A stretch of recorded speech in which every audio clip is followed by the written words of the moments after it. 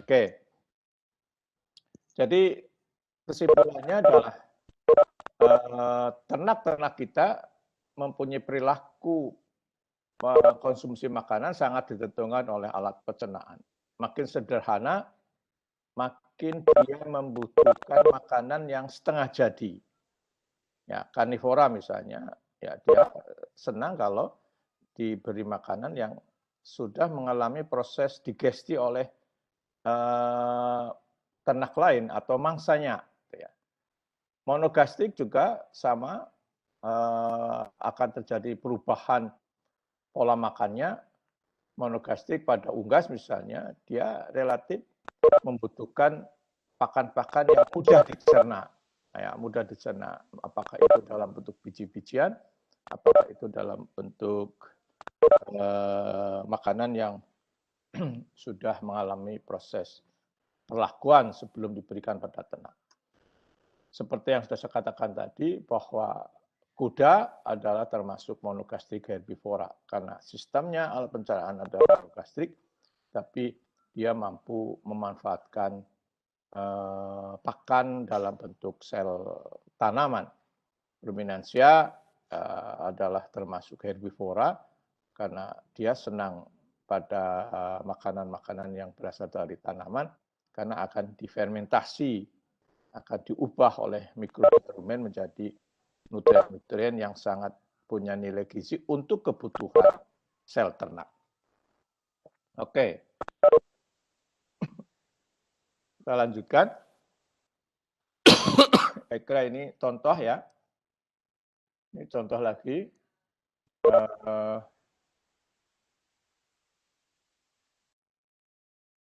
Sekali lagi ini menunjukkan lebih kompleksitasnya dari alat pencernaan.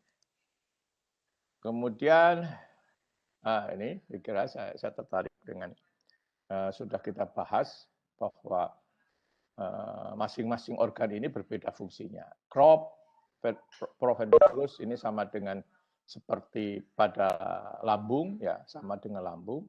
Kemudian gizat di sini lebih memberikan kontribusi terhadap proses pencernaan fisik karena ada bahan-bahan yang keras yang di sini yang kemungkinan memberikan pengaruh terhadap proses degradasi secara fisik.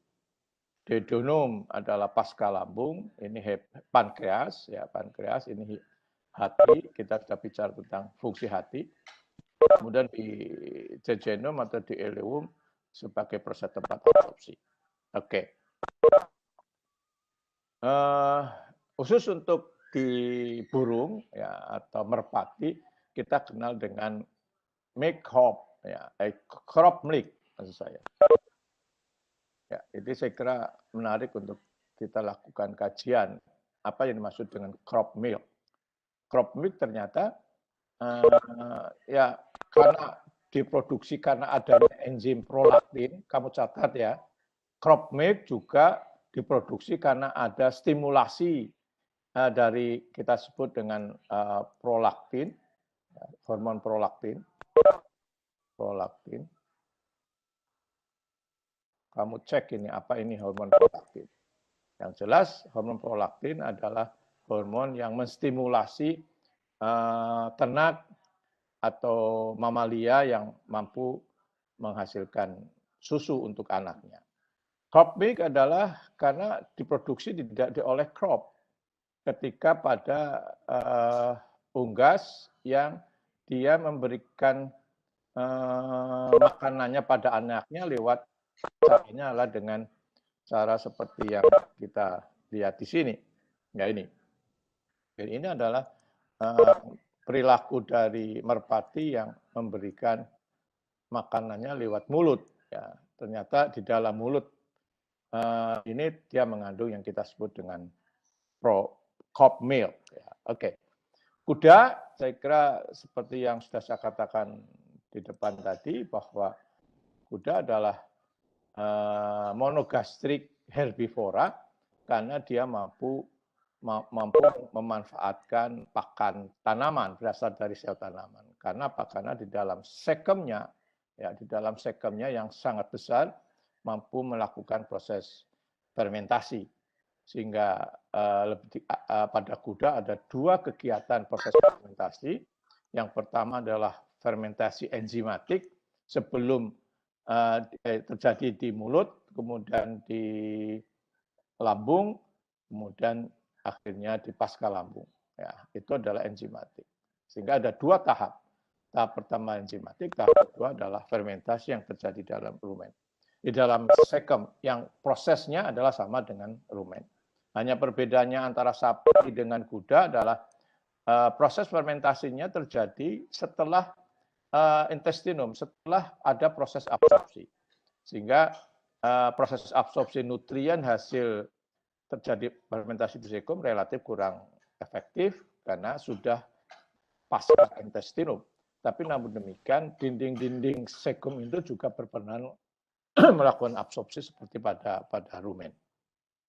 Oke, ya, saya kira itu ya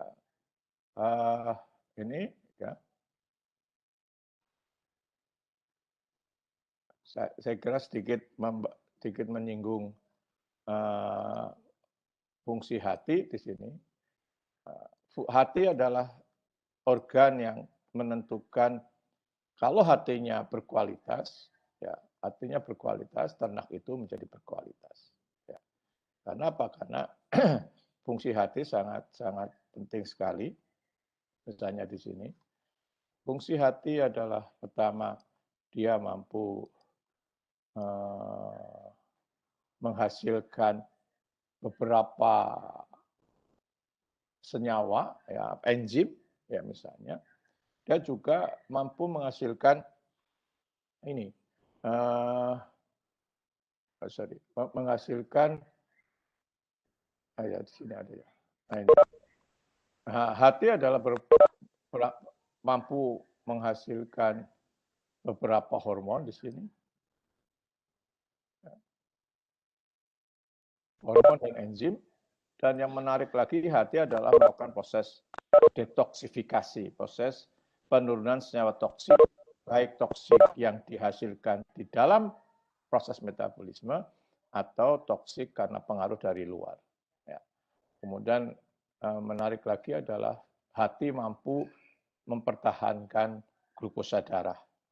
Kalau glukosa tinggi pada monogastrik misalnya naik, maka glukosa akan diturunkan karena ada proses fisiologi atau hormonal, salah satunya adalah hati menghasilkan insulin. Ya. Itu akan dibahas pada proses metabolisme karbohidrat. Kemudian juga asam amino di sini. Hati juga berperan untuk menghasilkan asam amino. Oke, namun demikian di waktu yang sama hati sangat sensitif terhadap penyakit. Ya. Ada dua macam penyakit atau disfungsi dari hati. Salah satunya adalah karena virus misalnya. Jadi ada dua pendekatan penyakit hati, penyakit karena virus, karena penyakit non-virus. Di sini dikatakan bahwa hati yang sangat overload itu bisa menyebabkan kerusakan hati. Orang yang suka minum alkohol itu juga ada kemungkinan bisa menyebabkan kerusakan hati. Stres misalnya. Kemudian alergi food. Ya. Dan tidak kalah pentingnya adalah ketika kita mengkonsumsi nutrien atau makanan atau pakan yang tidak berkualitas, yang kurang unggul. Oke, itu saya kira sebagai summary minggu yang lalu. Oke, kita lanjutkan bahwa kita akan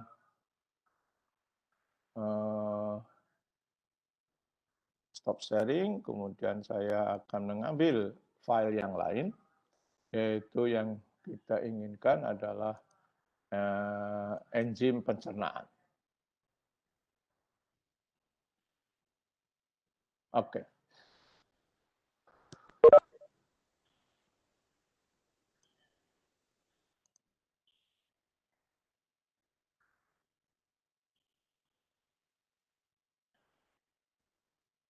Sudah kelihatan ya file saya? Halo? Sudah. Sudah ya, oke. Kita bicara kita bicara enzim sekarang. Jadi apa itu enzim? Ternyata enzim adalah bisa dikatakan sebagai protein. Kalau dulu ketika di biokimia dasar saya pernah memberikan kuliah bahwa makanan yang kita konsumsi atau pakan yang kita berikan pada ternak pada hakikatnya adalah diklasifikasikan paling tidak 3 macam utama. Yang pertama adalah protein, karbohidrat, dan lemak misalnya. Itu yang merupakan major dari komponen pakan pada ternak atau pangan pada manusia. Protein adalah berfungsi utamanya adalah dia memberikan kontribusi asam-asam amino.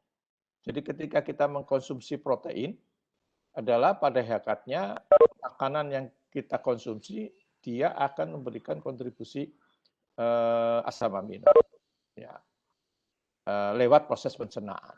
Sehingga definisi pencernaan adalah melakukan proses degradasi senyawa polimer termasuk protein lewat proses fisik, kimiawi, dan enzimatik sejak di mulut kemudian di lambung. Ya, tapi untuk protein di mulut tidak ada proses digesti, tapi langsung di lambung pada monogastrik. Tetapi kalau di ruminansia masuk ke rumen, ya di dalam rumen akan mengalami proses degradasi dan fermentasi. Produknya adalah protein mikrobia. Kemudian kalau pada monogastrik, pakan atau protein pakan akan masuk ke dalam lambung. Kemudian akan terjadi proses enzimatik di dalam lambung. Ending atau goal akhir dari proses pencernaan sekali lagi adalah menghasilkan senyawa-senyawa kecil yang merupakan unit penyusun dari polimer tadi. Kalau protein adalah asam amino, kemudian asam amino akan diserap lewat intestinum. Jadi dengan kata lain bahwa fungsi utama protein adalah memberikan asam-asam amino untuk siapa? Untuk kebutuhan sel tubuh kita, sel tubuh ternak. Ya, oleh sel atau oleh jaringan, oleh organ di dalam tubuh kita, maka asam amino akan disintesis kembali menjadi protein-protein yang ada di dalam tubuh yang berperan atau yang punya peran di dalam tubuh kita. Salah satunya adalah enzim. Jadi enzim adalah, dengan kata lain, enzim adalah protein. Ya. Sehingga produksi enzim sangat menentukan kinerja ternak. Karena semua proses reaksi biologi selalu menggunakan biokatalisator. Jadi pengertian enzim adalah globular protein ya berperan mengontrol reaksi biologi. Ya, saya tekankan enzim adalah globular protein. Ya, kamu harus catat di sini bahwa enzim adalah globular protein karena secara struktur kimia protein itu menjadi dua, yaitu struktural protein dan globular protein. Struktural sering dikatakan sebagai fibrosa protein atau protein fibrosa. Kemudian yang kedua adalah protein yang relatif mudah larut dalam air. Ya, protein enzim adalah protein globular. Ya, silakan kamu lihat kembali apa yang dimaksud dengan protein globular.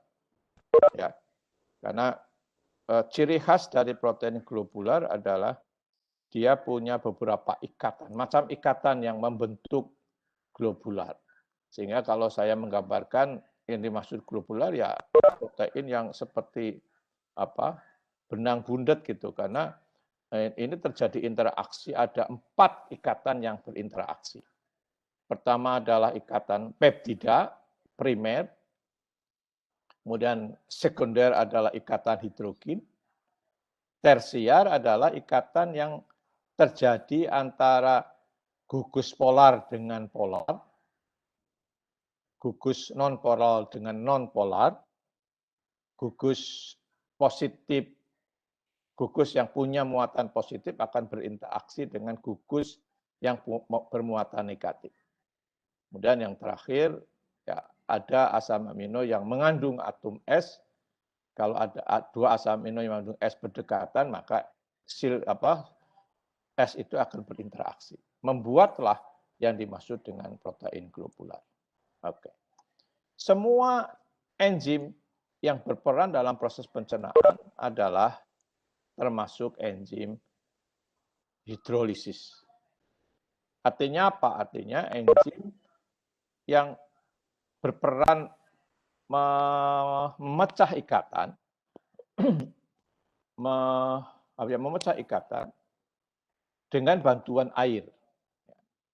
Jadi hidrolisis adalah terlepasnya satu ikatan, misalnya pada protein, kan kita kenal protein adalah, definisi protein adalah senyawa organik yang tersusun oleh asam-asam amino yang terikat satu sama lain dengan ikatan peptida. Itu pengertian generik dari protein. Kalau karbohidrat adalah senyawa polimer yang terdiri dari monosakarida, ya, dan terikat dengan ikatan glikosidik. Apakah alfa glikosidik atau beta glikosidik, 1,4 bisa 1,6 dan sebagainya. Silahkan lihat kembali apa yang maksud dengan karbohidrat. Sehingga ikatan-ikatan tadi oleh enzim hidrolisis akan dilepas. Tapi lepasnya itu dengan bantuan air. Ya, itulah yang disebut dengan hidrolisis atau enzim hidrolisis. Kemudian yang menarik lagi adalah perlu saya di sini bahwa reaksi hidrolisis, reaksi perurean dua senyawa yang terikat satu sama lain itu terjadi di luar sel. Dengan kata lain bahwa enzim pencernaan, yaitu enzim hidrolisis, itu bersifat ekstraseluler. Ya, ekstraseluler. Karena apa? Karena enzim itu diproduksi di dalam sel, kemudian dikeluarkan untuk melakukan proses reaksi pelepasan ikatan. Gitu. Dengan bantuan air. Ada enggak pelepasan ikatan tanpa air? Ada. Ya, kita sebut dengan lisis. Sehingga ada enzim khusus yang kita sebut dengan enzim berperan memecah ikatan tanpa air. Sering kita sebut organ itu adalah enzim itu adalah enzim lisosom misalnya. Ya, oke. Kemudian enzim itu per definisi adalah tadi sudah saya sebutkan adalah protein. Protein apa? Protein globular. Ya. Kemudian ternyata enzim itu secara garis besar dibagi menjadi dua. Ya. Dibagi menjadi dua. Atau sebelum saya mengklasifikasikan enzim, ya, tadi, jadi enzim adalah memecah ikatan dengan adanya air, atau dengan bahasa lain bahwa enzim itu kita sebut dengan biokatalisator, mengkatalisis reaksi yang terjadi dalam sel. Sehingga ketika ada enzim, maka produk-produk yang dihasilkan itu akan meningkat. Jadi aktivitas enzim itu diukur aktivitas tinggi atau rendah, diukurnya atas dasar berapa produk yang dihasilkan per unit waktu. Misalnya kalau enzim sukrosa misalnya di sini. Enzim sukrase di sini. Enzim sukrase adalah enzim yang menghidrolisis sukrosa. Sukrosa adalah disakarida yang terdiri dari glukosa dan fruktosa.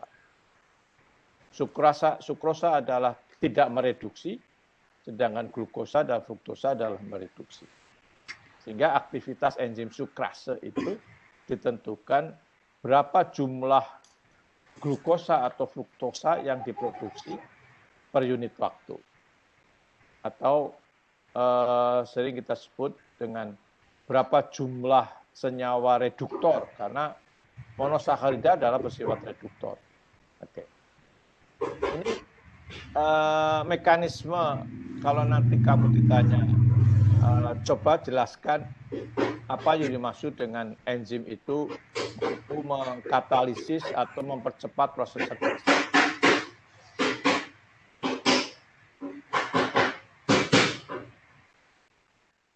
Ada suara itu. Anggita Prihadi ada apa?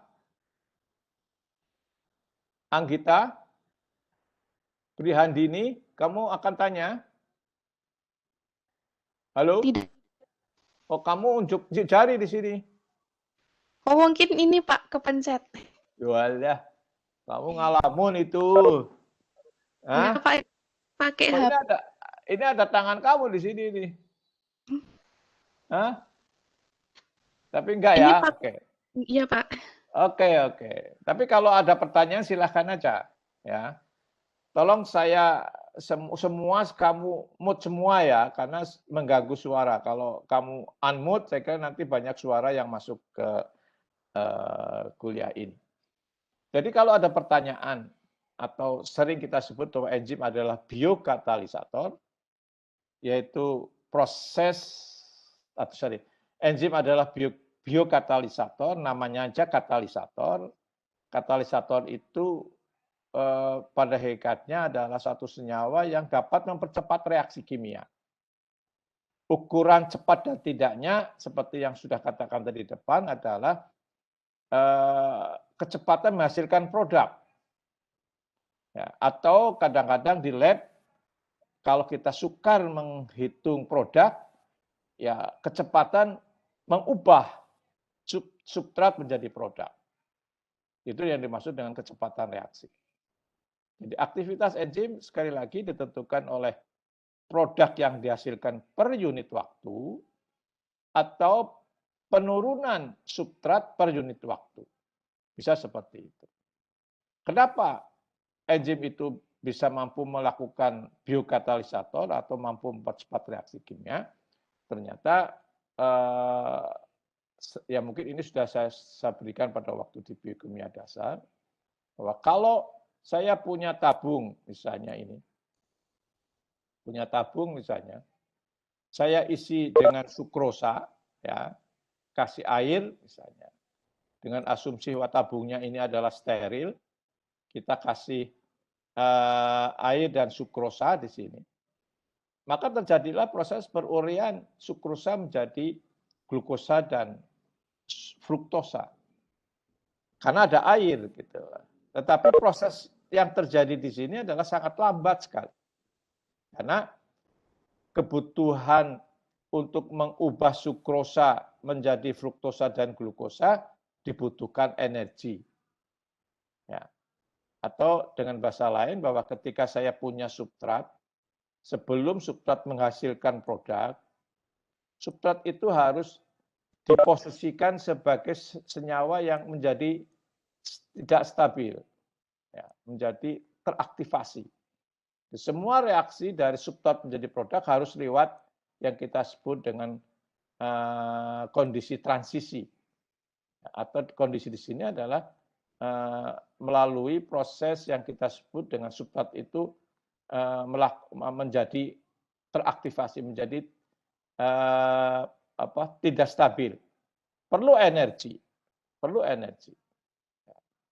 Kalau posisi ketika reaksi ini tanpa adanya enzim, ya, atau dia tabung ini steril dan saya kasih sukrosa dan air, dia akan terjadi proses perurian sukrosa menjadi glukosa dan fruktosa, tapi memerlukan waktu yang lama.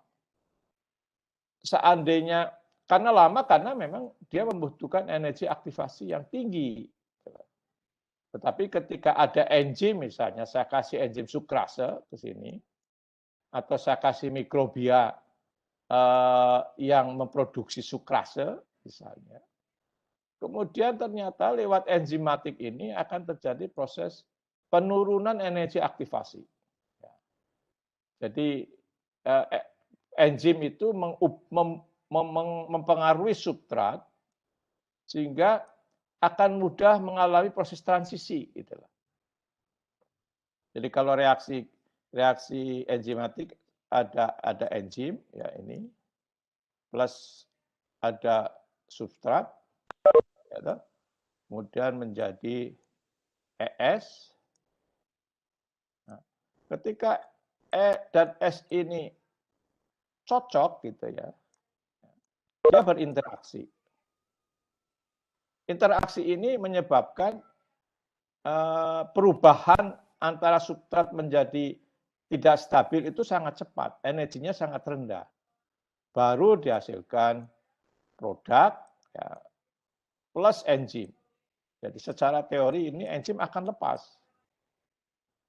Ya, sehingga sering dikatakan enzim adalah satu protein yang mampu mempercepat reaksi kimia menghasilkan produk tanpa enzim itu mengalami perubahan. Hebatnya di situ enzim itu. Jadi enzim ini adalah protein biokatalisator mampu mempercepat reaksi kimia, tapi enzim sendiri tidak berubah strukturnya. Ya.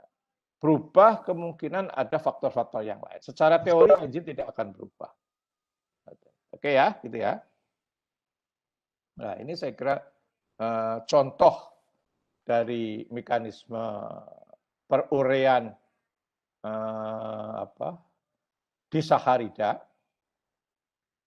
Jadi ini kan disaharida, misalnya sukrosa tadi, sukrosa itu ada, maka kita punya enzim, enzimnya adalah sukrase.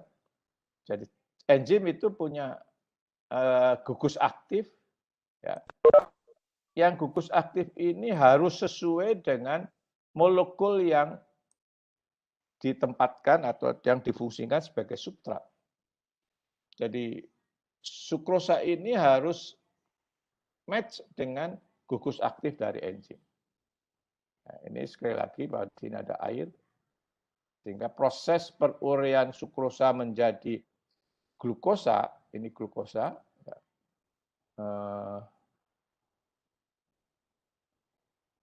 ini glukosa, ini fruktosa,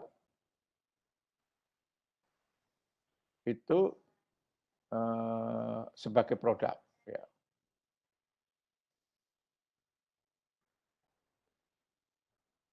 Ciri khas dari tadi sudah saya katakan bahwa sukrosa adalah tidak mereduksi. Jadi ketika kita ingin mengevaluasi enzim sukrase, ya cek saja ini glukosa dan fruktosa. Dengan cara bagaimana? Dengan mengukur gugus aktifnya, sesuai gugus mereduksinya, gugus reduktornya. Dengan apa? Mungkin kamu masih ingat dengan reaksi atau tes Benedict misalnya. Itu kan pernah Benedict adalah satu tes yang berperan untuk mengukur gugus yang mereduksi. Ya, itu tes Benedict. Oke. Ya, saya kira itu. Kalau ada pertanyaan silahkan unjuk jari, ya bisa saja. Ya, kalau ada di sini. Kalau enggak ya kita teruskan. Ada enggak pertanyaan? Kamu bisa bertanya lewat lewat chatting di sini. Oke, kita teruskan. Ya. Ternyata seperti yang saya katakan di depan, enzim itu, penamaan enzim itu bisa dengan dua sistem. Ya, ini mengulang saja sebenarnya. Ada dua sistem. Ya. Sistem pertama adalah kita menambahkan ase. Ya. Jadi substrat ditambah ase. Misalnya enzim selubiosa, ya enzim menghidrolisis selubiosa ya kita sebut dengan enzim yang menghidrolisis selubiosa sebagai substrat adalah enzim selubiase. Kalau maltosa ya maltase. Kalau sukrosa ada sukrase. Kalau laktat adalah laktase. Ya, itu mudahnya. Jadi root name of the substance being active upon. Artinya substrat yang dipengaruhi oleh enzim tersebut ditambah ase. Misalnya tadi sudah saya katakan sukrase di sini. Tetapi ada sistem yang lain, dia melakukan penamaan enzim atas dasar reaksi yang terjadi. Reaksi yang terjadi. Kalau reaksinya adalah reaksi pelepasan atau melepas ikatan dengan adanya air, ya kita sebut dengan hidrolase. Kalau enzim itu sebagai biokatalisator melakukan proses oksidasi reduksi, ya kita sebut dengan enzim oksidoreduktase. Kalau dia berperan memindahkan satu gugus, misalnya gugus amin, ya kita sebut dengan enzim transaminase, transkarboksilase dan sebagainya. Itu atas dasar reaksi yang terjadi. Oke. Yang menarik lagi adalah, dan sudah saya sebutkan di depan, bahwa enzim adalah large protein dalam bentuk globular. Dia punya sisi aktifnya. Yang menentukan kerja enzim itu aktif atau tidak, tergantung sisi aktifnya. Kalau ada enzim optimal pada pH tertentu, misalnya pH 6 misalnya, artinya pada pH 6 itu sisi aktifnya itu sangat stabil gitu loh. Paham ya? Jadi enzim adalah dia berperan sebagai enzim, sebagai biokatalisator karena adanya gugus aktif. Gugus aktif itulah yang berperan melakukan proses interaksi dengan substrat. Misalnya ini. Misalnya ini. Jadi inilah yang kita sebut dengan gugus aktif. Kalau kita lihat gugus aktif di sini kan ini sebenarnya juga terdiri dari asam-asam amino sebenarnya ini. Ya, relatif pendek. Ya, ini sebenarnya urutan asam amino. Sisa di sini juga asam amino gitu loh. Jadi sebenarnya gugus aktif itu tersusun oleh sebagian kecil dari asam amino yang ada di dalam protein itu sendiri. Ya. Paham ya? Jadi protein globular atau enzim itu ciri khasnya atau dikatakan enzim masih berperan kalau dia masih sisi aktifnya masih eksis, masih ada. Yang terdiri dari asam-asam amino yang saling berikatan satu sama lain. Jumlahnya tidak banyak ya, sekitar ini aja. Tapi di waktu yang sama peran asam amino yang di sini ini juga asam amino sebenarnya. Ya, peran asam amino di sini sebenarnya sedang diberi tugas untuk menjaga struktur dari gugus aktif. Ya. Kalau seperti yang sudah katakan, enzim itu punya pH optimum. Misalnya pada lambung nanti kita akan bicara pada lambung adalah enzim pH optimum pada enzim di lambung adalah pH-nya rendah, bisa 3, bisa 4. Karena pada pH tersebut, sisi aktif ini sangat stabil. Atau sisi aktif ini yang tadinya tidak aktif menjadi aktif. Karena ada proses pelepasan beberapa asam amino misalnya. Nanti akan kita terangkan di belakang nanti. Jadi kembali bahwa enzim dikatakan sebagai biokatalisator kalau dia itu punya sisi aktif. Sisi aktif di sini adalah spesifik gitu ya. Kalau enzim sukrase ya pasti sisi aktifnya berperan sama dengan strukturnya atau sisi aktifnya persis sama dengan struktur kimia dari sukrosa. Kalau itu amilase ya gugus aktifnya sama dengan amilem, struktur amilem. Kalau itu selu biasa, ya substratnya selubiosa, ya strukturnya adalah sama, sisi aktifnya sama dengan struktur selubiosa. Atau sering kita sebut bahwa reaksi enzimatik ya pada hakikatnya reaksi atau interaksi antara kunci dan anak kunci. Ya, itu kita ulang lagi. Ya, kunci itu pasti berbeda. Anak kunci itu bisa dibuka dengan kunci yang sesuai sisi aktifnya. Itu maksudnya. Kalau kunci yang kita punya sisi aktifnya itu patah misalnya, itu menyebabkan kita tidak mungkin berinteraksi dengan anak kunci. Ya, itu analoginya enzim itu. Ya. Kalau kamu punya kunci kan pasti ada sisi aktifnya, tapi di waktu yang sama ada pegangannya. Itu. Pegangan di sini adalah perannya untuk ikut menstabilkan sisi aktif. Baik, oke. Udah ya itu. Ini kita kembali ke atau kita teruskan ke enzim yang berperan dalam proses pencernaan. Pada hakikatnya adalah di sini enzim do to work animal. Artinya apa? Artinya memang kita bayangkan bahwa ternak, ya termasuk juga manusia, itu bisa mampu melakukan aktivitas reaksi biologi, diperlukan enzim. Jelasnya begini, reaksi di luar sel itu biasanya membutuhkan kondisi yang ekstrim. Ya. Misalnya reaksi menghasilkan urea misalnya, atau proses produksi yang secara sintetik lewat reaksi kimia di luar sel, itu biasanya diperlukan kondisi selain temperaturnya tinggi, di atas 100 derajat, juga mungkin tekanannya tinggi.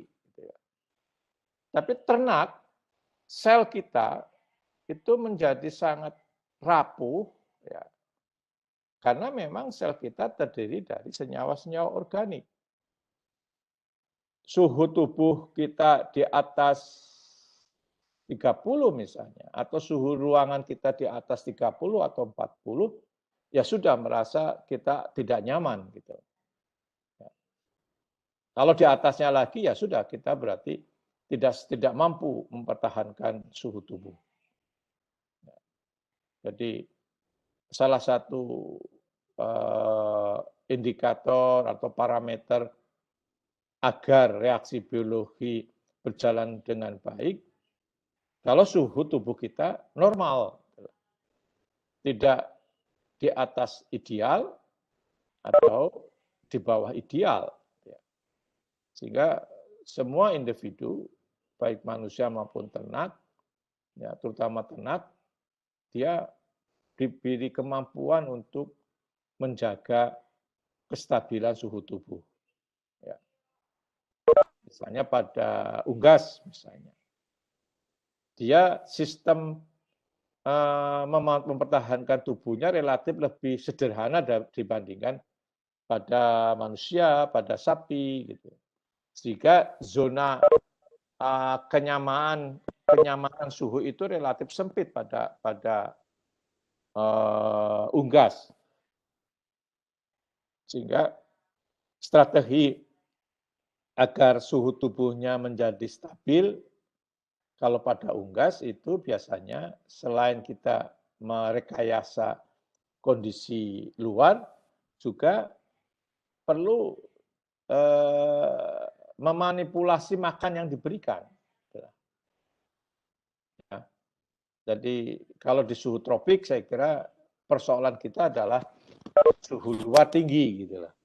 Sehingga strateginya pada unggas misalnya adalah bagaimana dengan cara sedemikian rupa sehingga pakan yang kita berikan harus betul-betul memberikan kontribusi tidak memberikan kontribusi suhu gitu loh. Ya, sekali lagi pada unggas zona kenyamanan suhu itu relatif sempit dan di tropik lebih cenderung bahwa persoalan suhu itu adalah kita diminta untuk mempertahankan suhu tubuh atau menurunkan suhu tubuh. Karena pada kondisi tropik pasti suhu luar relatif lebih tinggi. Kemungkinan suhu kenyamanannya itu atau stres suhu itu pada tropik itu karena adanya suhu tinggi. Sehingga untuk bisa memberikan kontribusi kenyamanan pada ternak, perlu dipikirkan bagaimana rekayasa-rekayasa supaya suhu luar itu menjadi tidak tinggi atau tidak memberikan kontribusi stres. Di waktu yang sama, pakan yang kita berikan dibuat sedemikian rupa sehingga jangan memberikan tambahan stres panas, itu maksudnya itu. Caranya bagaimana? Ya itu nanti kita pikirkan, kita bahas di lain kesempatan. Tapi minimal salah satu teorinya adalah ya kita memberikan ransum yang balance gitu loh. Yang balance bagaimana? Ya asam amino yang ada di dalam ransum itu mendekati kebutuhan asam amino dari tubuh. Itu yang dimaksud dengan balance. Ya, oke. Saya ingin mengatakan bahwa kehidupan reaksi biologi pasti membutuhkan enzim. Karena apa? Karena sel kita itu untuk menjadi ideal itu perlu faktor-faktor lingkungan yang tidak ekstrim. Ya, misalnya suhu ya paling tidak yang nyaman itu 20 sampai 25 itu nyaman. Tapi kalau sudah di atas itu ya perlu ada rekayasa-rekayasa tertentu. Itu suhu. Kemudian yang kedua juga tekanan gitu lah. Tekanan itu relatif rendah di dalam sel kita.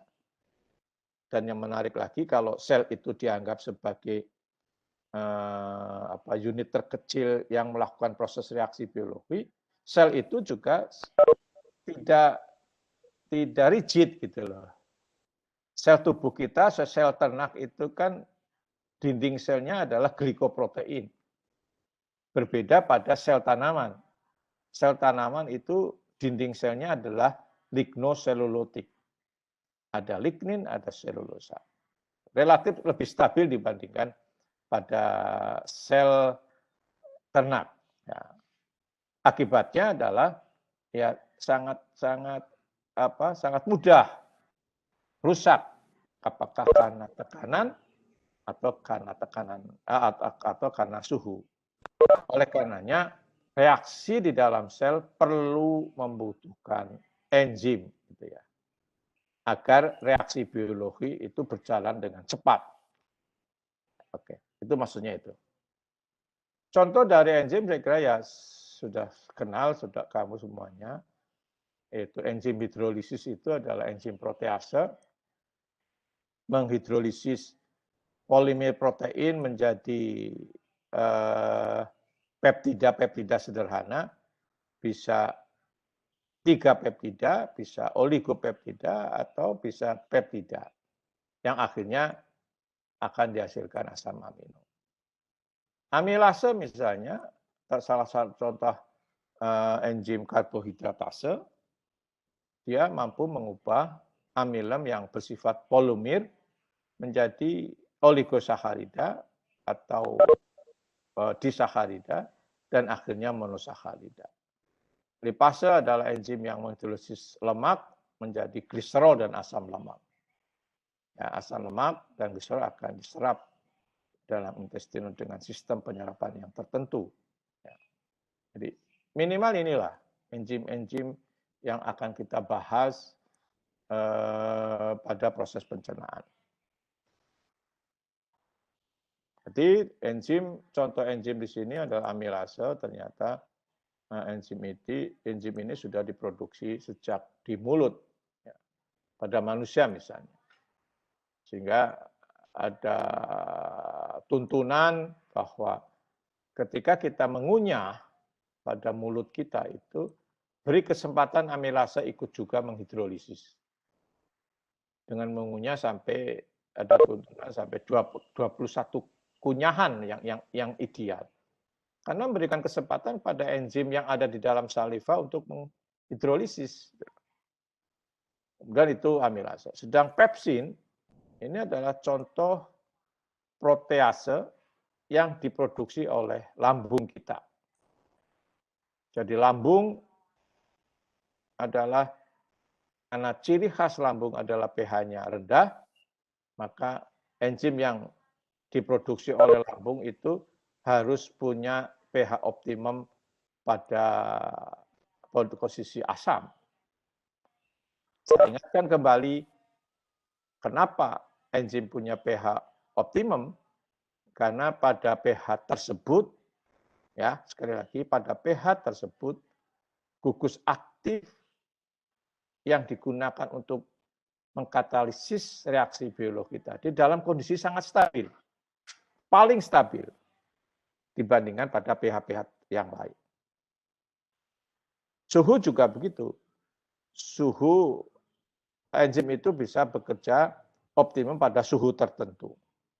Ya, pada tekanan tertentu. Artinya apa? Artinya pada suhu optimum pada tekanan tertentu itu yang membuat sedemikian rupa sehingga ikatan, gugus-gugus aktif pada enzim itu dalam kondisi sangat stabil. Di atas pH optimal akan berubah gugus aktifnya. Di atas suhu atau di bawah suhu optimum, ya yang terjadi perubahan adalah sisi aktifnya tadi. Itu pengertian dari kenapa enzim punya pH optimum. Kenapa enzim punya suhu optimum. Kenapa enzim punya tekanan osmotik optimum dan sebagainya. Ya, saya kira itu. Nanti di rumen akan kompleks lagi. Reaksi yang terjadi dalam rumen itu kalau redox potensialnya juga tertentu. Ya, redox potensial. Kondisi oksidasi reduksi di dalam rumen itu juga akan terjadi reaksi biologi secara optimum kalau pada redox potensial tertentu. Oke. Tripsin misalnya contoh lagi adalah enzim protease yang diproduksi di dalam pankreas, ya, atau istilah umumnya enzim ini adalah enzim yang berperan melakukan proses perubahan protein menjadi senyawa sederhana yang akhirnya menjadi asam amino setelah lambung atau pasca lambung, yaitu di pankreas. Ya. Dan ini ternyata selain tadi enzim-enzim tadi, juga ada enzim deoksiribonuklease, DNA, enzim yang menulis DNA, ada ribonuklease. Ternyata diproduksi oleh pankreas. Oke. Oke, itu ya. Kemudian the main enzyme producing structure of the human digestive system adalah jadi yang sistem glandula yang memproduksi sel-sel yang memproduksi enzim ya di sini nih. Di glandula saliva, di lambung, pankreas, hati, intestinum. The main enzyme producing structure of human digestive system adalah ini. Artinya sel-sel inilah yang berperan menghasilkan enzim tertentu. Oke, ini contohnya lagi bahwa enzim digestive juice and enzim ini misalnya di sini cairan saliva ada amilase, substratnya adalah amilem, ya, terus produknya adalah maltosa misalnya, karena belum sampai ke glukosa.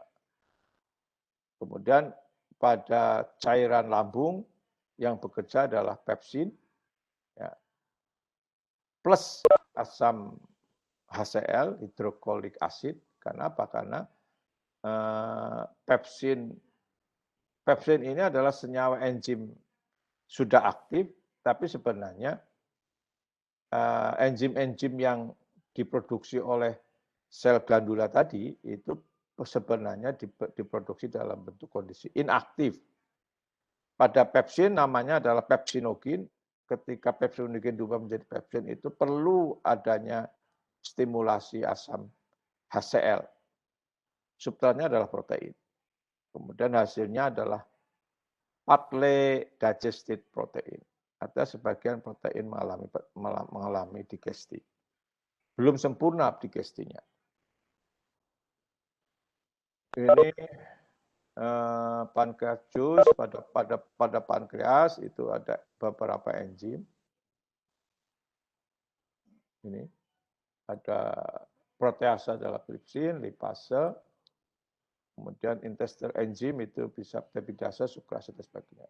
Ini intestinal enzim. Dengan seperti itu kita bisa menyimpulkan bahwa proses reaksi enzimatik di lambung itu tidak ada yang melakukan proses reaksi biologi pada karbohidrat. Hampir semua proses digesti di lambung adalah protein karena dia pada suhu rendah. Atau kesimpulannya lain adalah enzim-enzim yang bertanggung jawab menghidrolisis karbohidrat biasanya pada pada pH optimum netral. pH di bawah 3 ya tidak bisa bekerja.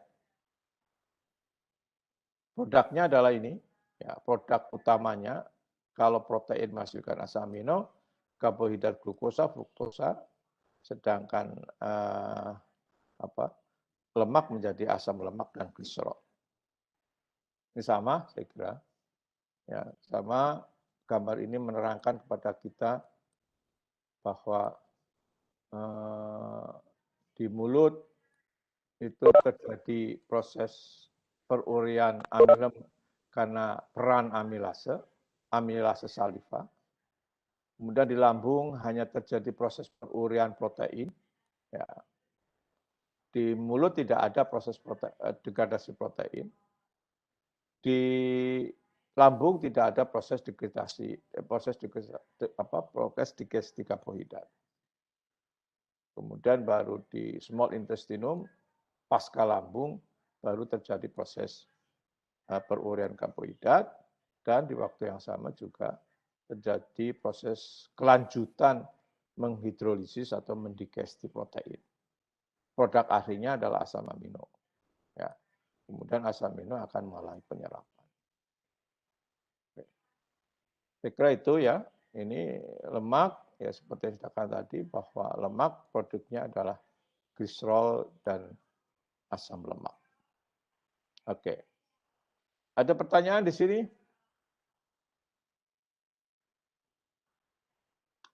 Halo, ada pertanyaan?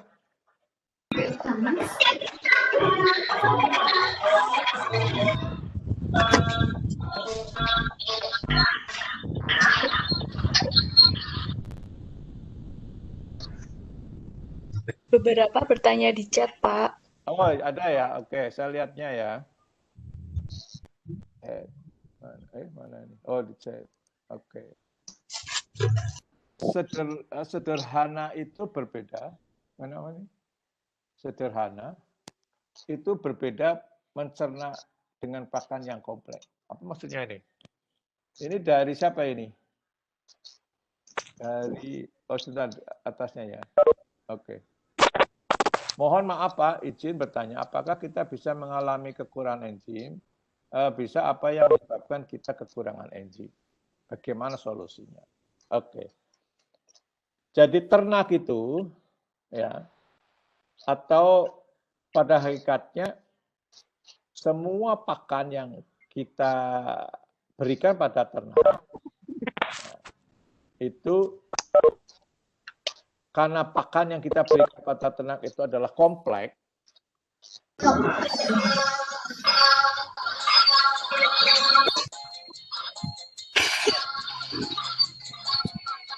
Oke.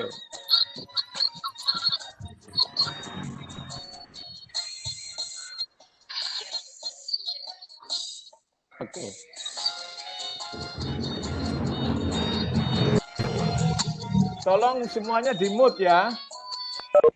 Oh, ada suara nyanyi itu. Di-mute ya. Ada duta. Wih, kok ketawa? Tolong di-mute itu. Halo. Kalau mau ngobrol jangan di sini. Ngobrol itu ya di luar, jangan ikut di Webex sehingga mengganggu. Oke ya. Jadi ada pertanyaan, mohon maaf Pak, bertanya, apakah kita bisa mengalami kekurangan enzim? Apabila bisa, apa yang menyebabkan kita kekurangan enzim? Atau bagaimana solusinya? Ya memang kalau kita mengkonsumsi makanan itu, pasti ada sekian persen makanan itu tidak dicerna. Ya.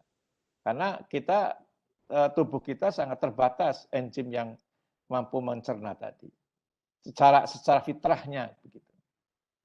Misalnya contoh ekstrim misalnya kenapa kerbau, kenapa sapi kok bisa memanfaatkan rumput misalnya, ya. Ya karena kerbau sapi itu menghidrolisis rumput itu karena bekerja sama dengan mikrobia. Dengan kata lain bahwa pada hakikatnya sel tubuh ternak atau sel tubuh manusia tidak mampu menghasilkan enzim selulase. Yang mampu menghasilkan enzim selulase adalah ya mikrobia itu sendiri. Hanya kebetulan tubuh atau organ-organ yang bisa sebagai tempat tumbuhnya mikrobia selulase itu tertentu gitu ya. Apakah itu di sekem atau di rumen. Kebetulan kita punya sekem, tapi sekem kita itu kecil, jadi tidak signifikan dibandingkan alat pencernaan yang lain. Itu teorinya seperti itu. Hanya saja kapan kita kekurangan enzim? Ya, teorinya adalah karena tadi sudah saya katakan bahwa enzim itu diproduksi oleh glandula-glandula pertama di mulut, di mulut, kemudian di lambung, kemudian di pankreas, di intestinum, ya. Bahkan ada yang di sekem itu. Kalau pada monogastrik dengan sekemnya berfungsi, sehingga kapan itu terjadi kekurangan enzim ya kalau organ-organ tadi terjadi kerusakan. Karena ada kerusakan dari organ-organ tadi. Atau seperti yang sudah saya katakan tadi di depan, bahwa ternak atau manusia itu sangat membutuhkan protein tubuh. Ya. Protein tubuh itu adalah protein salah satunya untuk enzim. Protein tubuh dari mana? Protein tubuh ya dari protein makanan. Dengan asumsi bahwa alat pencernaan kita, organ-organ kita sehat, hati kita sehat, alat pencernaan kita sehat, ya sekarang tergantung dari konsumsi makanan yang kita konsumsi atau kualitas makanan yang kita konsumsi. Sehingga pada ternak broiler misalnya, agar kecepatan tumbuh dari broiler itu sekarang misalnya 28 hari atau tidak sampai 2 bulan, misalnya 30 hari itu harus mencapai 2 kilo. Ya karena di dalam broiler itu dihasilkan sekian enzim, ya, dan itu ditentukan oleh gen. Gen yang berkualitas pasti membutuhkan pakan yang berkualitas. Jadi kalau kamu ingat bahwa kinerja ternak itu ditentukan oleh genetik, kapasitas genetik, dan lingkungan. Ya, gen itu artinya salah satunya diterjemahkan. DNA, RNA yang di dalam tubuh kita, dalam tubuh ternak sebenarnya dia mampu menghasilkan atau fungsinya adalah menghasilkan protein-protein di dalam tubuh kita, yaitu enzim. Itulah. Kita berbeda atau satu sama lain itu karena ya gennya berbeda. Gen berbeda, akibatnya protein yang diproduksi dalam tubuh kita berbeda. Jadi kembali ke pertanyaan, bisa saja terjadi enzim itu kita kekurangan enzim karena salah satu ada kemungkinan kerusakan organ, tapi di waktu yang sama karena adanya asupan pakan yang kurang. Nah, sehingga ada istilah kekurangan gizi atau malnutrisi itu ya pada hakikatnya enzim yang diproduksi relatif tidak sempurna gitu loh. Oke. Itu ya. Terus ada lagi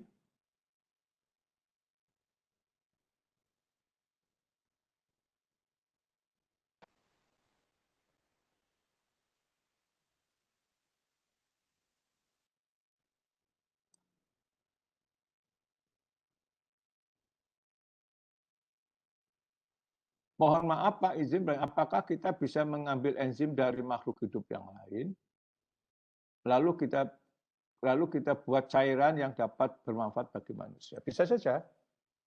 Ya sekarang banyak sekali enzim-enzim yang diproduksi oleh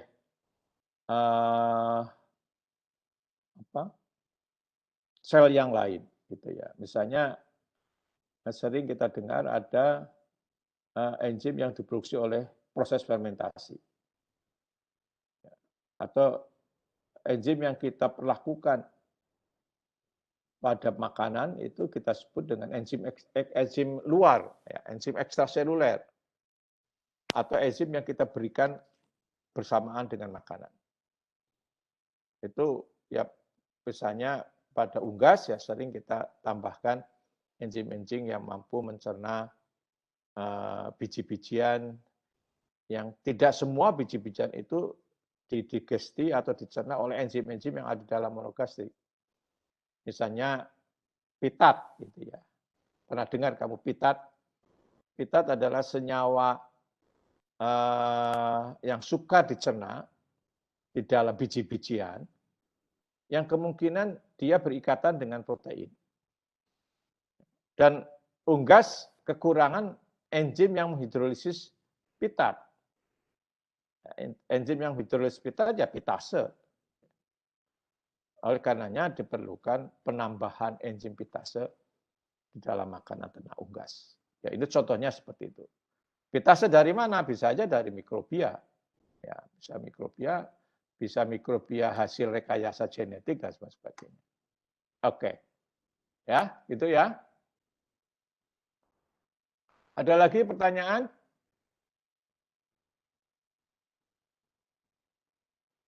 Ini.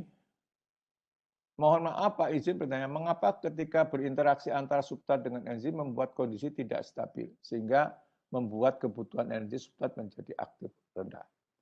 Ya karena ada interaksi gitu, gampangnya terjadi interaksi antara sisi aktif dengan substrat itu sendiri. Jadi karena berinteraksi lah gampangannya. Ya saya suka untuk menerangkan secara detail. Tapi yang jelas bahwa satu gugus aktif dengan gugus yang di substrat itu bisa berinteraksi tadi. Kalau dia itu polar dengan polar saling berinteraksi, negatif dengan positif saling berinteraksi, dan sebagainya. Mungkin contoh konkretnya adalah kenapa NaCl ya, itu mudah larut dalam air misalnya. Ya, karena air itu seperti yang mungkin pertama saya katakan bahwa air itu adalah ada muatan positif, ada muatan negatif. Muatan negatif itu pada oksigen, yang positif adalah hidrogen. NaCl larut dalam air karena si Na akan berinteraksi dengan oksigen, si Cl berinteraksi dengan hidrogen. Ya mungkin semudah itu. Ya, kenapa terjadi proses interaksi? Kenapa energi aktivasi menjadi rendah? Karena mereka saling berinteraksi satu sama lain, sehingga substrat menjadi tidak stabil. Ya glukosa lah, contohnya glukosa. Glukosa itu secara hukum termodinamika mengatakan bahwa glukosa itu adalah energinya tinggi. Biasanya asumsinya energi tinggi pasti mudah berubah, ya mudah berubah. Tapi ternyata tidak. Glukosa kita bisa mendapatkan glukosa pada suhu kamar. Jadi kalau kamu di lab ada glukosa, kita bisa real melihat glukosa. Tapi ketika dilihat dari reaksi bioenergetik, ya, sorry, terbalik. Secara bioenergetik, glukosa itu adalah energinya tinggi, tapi bisa mudah, energinya tinggi. Biasanya kalau senyawa energinya tinggi itu biasanya mudah berubah, tapi glukosa tidak. Secara hukum termodinamika, glukosa itu mudah terurai menjadi energi, tapi dengan catatan perlu adanya enzim ya, yang menghasilkan, yang mampu mengubah glukosa. Kenalkan kamu proses glikolisis. Itu adalah proses glukosa menjadi asam pirufat. Ya glukosa diawali dengan proses yang tadinya stabil menjadi tidak stabil. Itu dengan adanya proses fosforilasi oleh ATP. Oke, jadi pertanyaannya adalah, jawabannya adalah, ya bisa terjadi, karena ada interaksi antara gugus aktif, enzim dengan struktur dari substrat tadi. Ya, jadi mengapa enzim itu spesifik? Karena dia gugus aktifnya adalah spesifik juga. Dan spesifik itu dicerminkan dia tidak bisa menghidrolisis atau berinteraksi dengan substrat yang tidak cocok dengan gugus aktif. Enzim amilase ya hanya bisa bekerja dengan amilem. Enzim selulase hanya bekerja dengan selulosa dan sebagainya. Itu yang dimaksud dengan bahwa enzim adalah spesifik. Oke, kira itu ya. Kita kembali ke kuliah. Sekarang adalah tadi. Oke.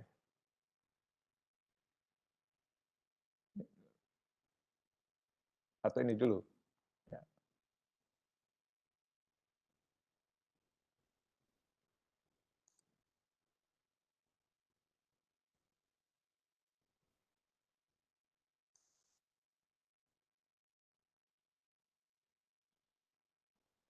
Oke, sudah kelihatan? Kelihatan ya? Kelihatan belum? Iya, Pak. Sudah. Iya, Pak. Terlihat, Pak. Sudah kelihatan? Sudah. Oke. Oke, jadi kita akan diskusi tentang pengertian dari zimokin. Ya. Jadi saya mengambil materi ini dari internet, ya, dari ini Maria Raju, itu ya. Nanti kamu bisa juga melihatnya. Kita yang penting bahwa kita gunakan materi ini. Ya selama kita menyantumkan, saya kira nggak persoalan. Zimokin itu, istilah zimokin itu bisa kita artikan, zimokin adalah enzim yang kondisinya tidak aktif. Jadi beberapa enzim dihidroksi dalam bentuk inaktif disebut dengan zimokin atau proenzim. Jadi yang mana ini bahwa zimokin adalah enzim yang belum aktif. Kapan dia aktif? Setelah adanya pelepasan satu atau beberapa ikatan peptida. Saya gambarkan kembali kalau enzim adalah globular, adalah dalam bentuk seperti benang yang kusut ya, gini ya. Ini artinya apa? Artinya memang ini adalah asam-asam amino semua ini. Ya, yang kenapa bisa berbentuk seperti ini? Karena asam-asam amino yang ada di dalam rantai ini akan saling berinteraksi tadi. Ada 4 interaksi. Peptida, hidrogen, ya. Terus yang non hidrogen itu bisa ionik, bisa bisa hidrofilik dan sebagainya. Sehingga terbentuklah ini. Kalau zimogen sama dengan ini, seperti ini, tapi dia dalam kondisi tidak aktif. Kenapa enzim diproduksi tidak aktif? Karena ya kalau aktif ya akan secara mudah melakukan autodigesti gitu loh. Karena dinding sel tubuh ternak atau tubuh manusia kan juga protein. Kalau enzimnya diproduksi dalam bentuk aktif, ada kemungkinan dia memberikan kerusakan pada sel yang ada, ya sel yang memproduksi enzim tadi. Makanya enzim diproduksi dalam bentuk zimogen, yaitu tidak aktif. Menjadi aktif kalau ada pelepasan satu atau beberapa ikatan peptida. Dia ternyata tidak memerlukan ATP, dan yang menarik lagi perlu dicatat oleh kamu bahwa zimogen menjadi enzim aktif tidak bisa kembali menjadi tidak aktif gitu. Ya setelah dia berperan hidrolisis ya sudah dia akan menjadi enzim yang aktif. Walaupun kita teori dikatakan bahwa enzim adalah senyawa organik yang mampu mempercepat reaksi biologi, tapi dia sendiri tidak melakukan proses reaksi gitu. Dia akan kembali sebagai enzim. Walaupun enzim aktif tidak bisa berubah menjadi enzim non aktif lagi. Itu maksudnya itu. Ini contohnya adalah enzim yang diproduksi yang dalam bentuk tidak aktif, misalnya di sini pepsin adalah bentuk aktif, bentuk tidak aktif adalah pepsinogen, diproduksi di lambung. Chymotrypsinogen adalah kalau senyawa enzim zimogen dari chymotrypsin. Trypsinogen adalah kalau aktif menjadi trypsin. Prokarboksipeptidase dan sebagainya. Ya. Jadi zimogen adalah enzim tidak aktif, ya, diproduksi oleh organ yang memproduksinya. Kenapa tidak dalam bentuk tidak aktif? Karena ya khawatir akan melakukan perusakan terhadap dinding sel atau jaringan atau organ yang memproduksi enzim tadi. Aktivasi pepsinogen di sini. Jadi pepsinogen seperti yang sudah katakan tadi adalah enzim protease yang ada di dalam lambung. Diskresi di dalam lambung, ternyata pepsinogen diaktifasi karena adanya removal pada asam amino yang ke-44. Ya, itu maksudnya itu. Kemudian yang menarik lagi perlu dicatat bahwa reaksi pengaktifan pepsinogen itu pada pH rendah, ya, di bawah 5, karena terjadi di lambung. Nah, mekanisme pengaktifan ternyata secara keseluruhan, ya, ini adalah kalau trypsinogen ini adalah di pankreas, gitu ya, akan mengalami perubahan menjadi tripsin itu karena adanya enzim enterokinase.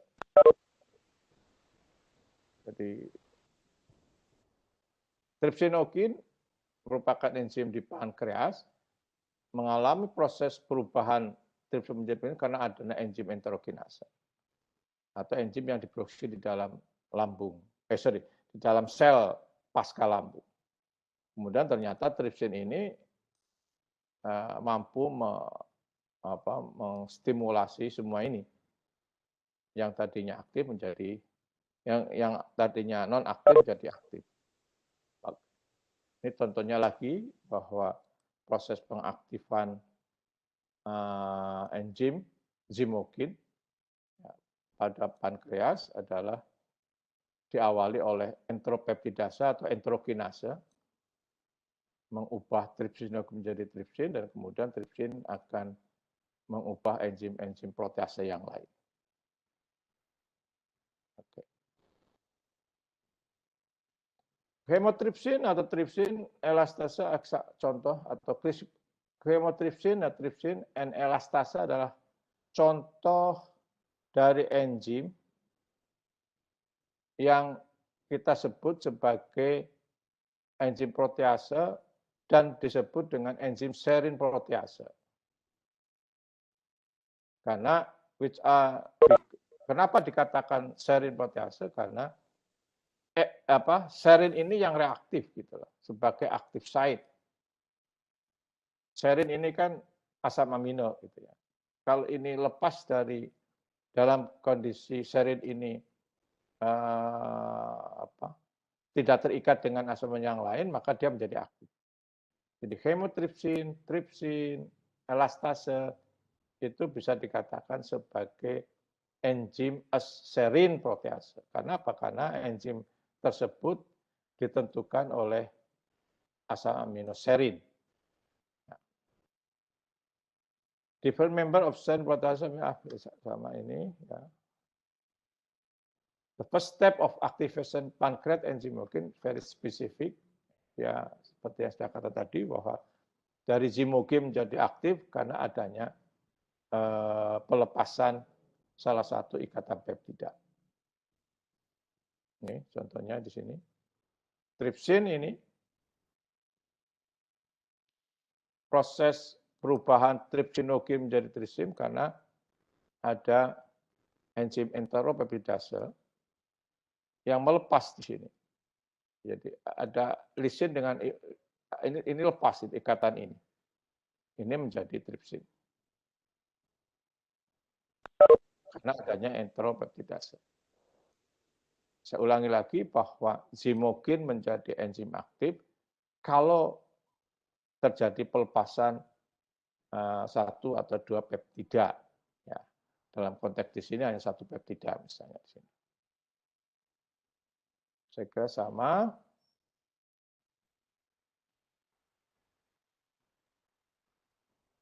Activation of enzyme activity doesn't require mature chain protein. Artinya apa? Artinya dari zimokin menjadi enzim aktif tidak terjadi proses perubahan secara major dari protein tersebut. Tapi cukup hanya pelepasan satu atau dua peptida. Chemotrypsinogen activated by cleavage of peptida bond between ini 15 dan 16. Ya. With the peptida remaining attached the rest of protein to the other. Artinya ketika pada chemotrypsinogen yang lepas adalah asam amino pada nomor 15 dan 16. Yang lainnya tetap dalam posisi tidak lepas. Oke, sama, saya kira ini ya. Oke. Ini juga sama pada terutama pada polidigasi sakarida. Ya, sakarida itu contohnya adalah polisakarida, amilem, glikogen, attached by amilase.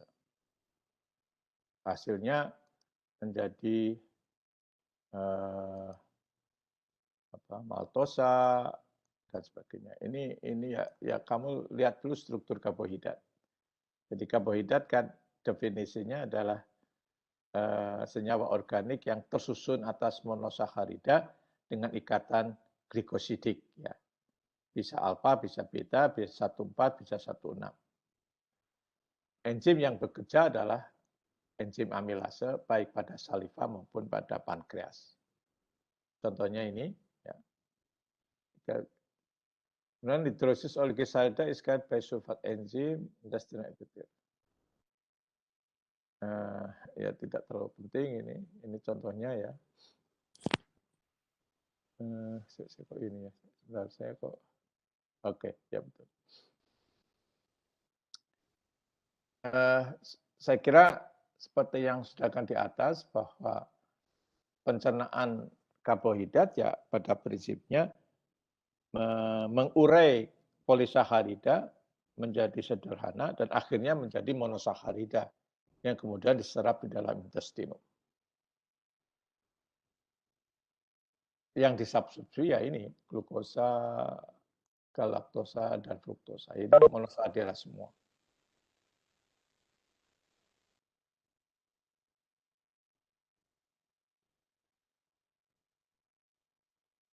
Ini adalah slide ini menceritakan kepada kita.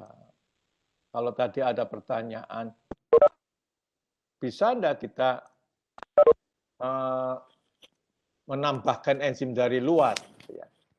Ya, enzim dari luar kita berikan sama makanan, sama pakan, dengan mempunyai teori bahwa alat pencernaan ternak tersebut tidak semuanya enzim diproduksi, gitu loh. Tapi di waktu yang sama pakan kita terdiri dari bermacam-macam, bisa karbohidrat dalam bentuk selulosa, hemiselulosa, atau bisa protein atau karbohidrat yang berinteraksi dengan senyawa tertentu. Tadi contohnya adalah pitase misalnya. Pitat misalnya. Pitat itu strukturnya khusus dan biasanya membuat terikat dengan protein. Ketika protein itu terikat oleh pitat atau senyawa karbohidrat terikat oleh pitat, itu akibatnya karbohidrat maupun protein tidak siap untuk dicerna oleh enzim-enzim karbohidratase. Perlu adanya tambahan enzim dari luar atau kerjasama dengan mikrobia, misalnya pada rumen, itu ya. Atau ya sering saya terus terang penelitian saya adalah penelitian yang selalu memanfaatkan mikrobia.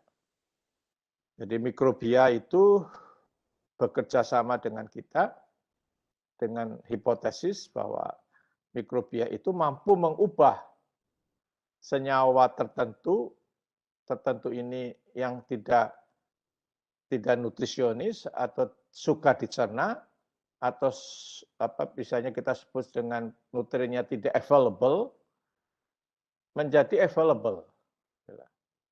Itu jasa mikrobia bisa merubah satu senyawa ke senyawa lain dengan kriteria apakah punya nilai ekonomi tinggi misalnya, atau dia bisa menjadi mudah tersedia nutriennya untuk diserap oleh intestinum, atau menghasilkan senyawa-senyawa fungsional, gitulah.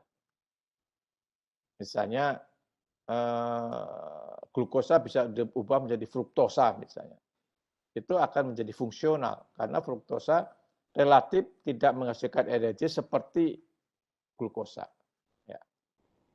Oke, di sini disebutkan bahwa pada hakikatnya ternak itu tidak punya enzim selulase, tidak punya enzim selulase. Yang punya adalah mikrobia.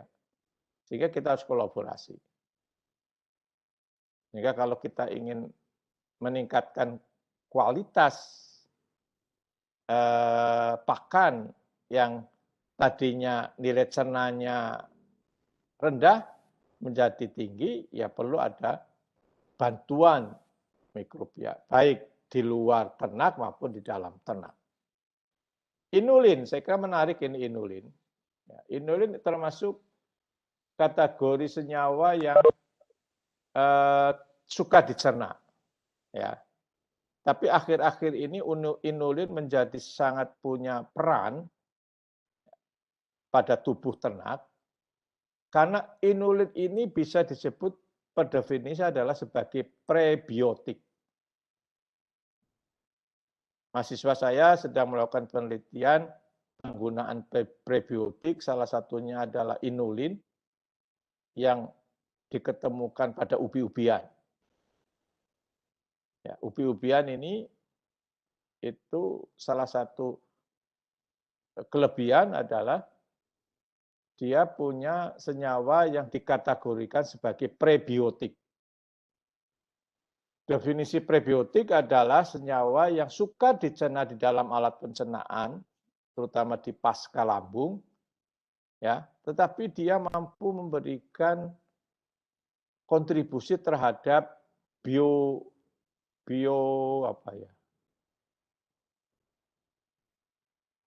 populasi mikrobial yang ada di dalam intestinum. Itu yang disebut dengan biodata atau mikrobia yang ada di dalam intestinum. Yang sering kita sebut dengan probiotik. Jadi probiotik dan prebiotik dilakukan kajian supaya terjadi sinergisitas di dalam alat pencernaan kita. Oke. Tadi ada kata-kata, bisa enggak kita kekurangan enzim? Bisa saja. Bisa genetik, bisa karena faktor usia gitu ya. Di sini contohnya adalah ada orang yang mengalami laktase defisiensi atau sering kita sebut sebagai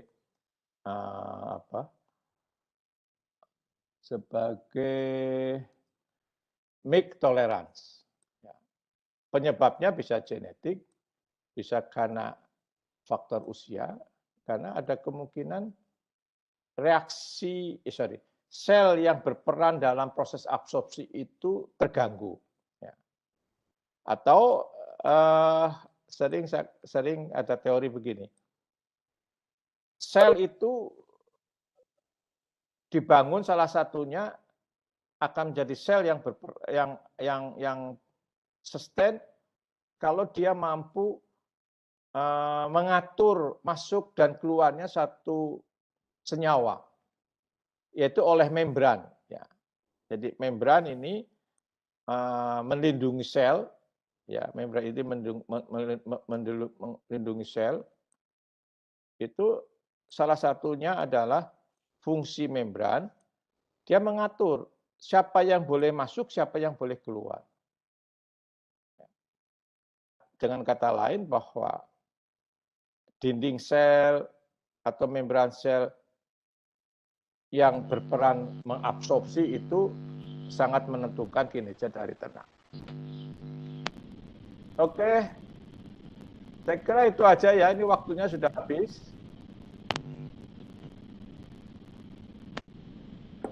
Oke ya, saya kira cukup ya dari saya. Ada pertanyaan? Ada pertanyaan? Pak, Ya? mohon maaf, yang Ya? itu yang mengenai makanan itu loh Pak, yang sederhana sama yang kompleks itu Pak. Yang makanan sederhana pada makanan hewan karnivora daging mentah itu loh Pak. Maaf gimana? Itu tadi saya nangkepnya, jadi kan kalau makanannya semakin sederhana semakin butuh pencernaan yang tinggi gitu. Nah itu kenapa kok bisa begitu gitu Pak? Maksudnya jadi gini, ya, alat pencernaan yang makin kompleks itu artinya dia mampu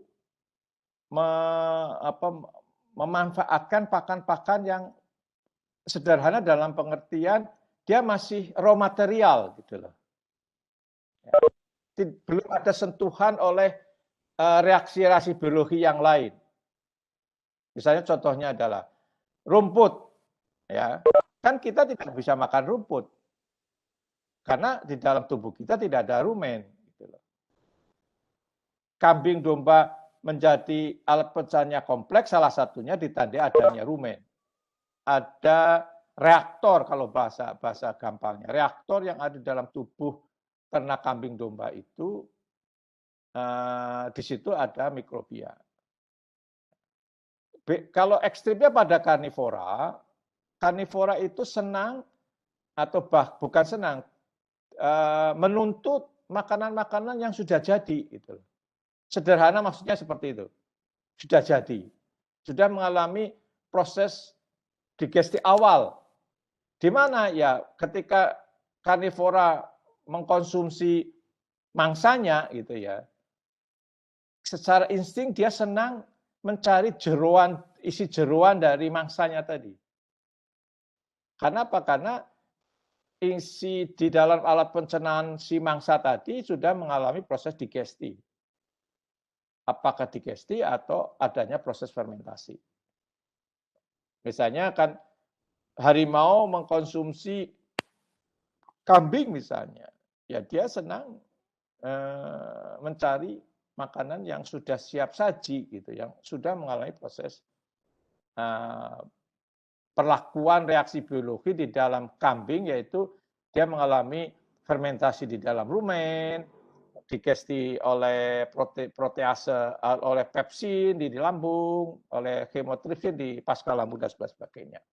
Itu maksud saya pengertian bahwa karnivora membutuhkan pakan-pakan yang sudah siap jadi. Karena apa? Karena ya sistem alat pencernaannya sangat sederhana sekali, simple gitu loh. Itu maksudnya, Mbak. Paham? Paham, Halo? Pak. Ya, paham, Ya. Pak. Oke. Ada lagi? Oke, kalau tidak ada, saya kira terima kasih sekali atas partisipasi kamu semuanya. Jaga kesehatan, kondisi COVID-19 masih di sekitar kita, ya jangan stres, banyak istirahat, makanan yang berkualitas, dan sebagainya. Baik, saya akhiri. Assalamualaikum warahmatullahi wabarakatuh.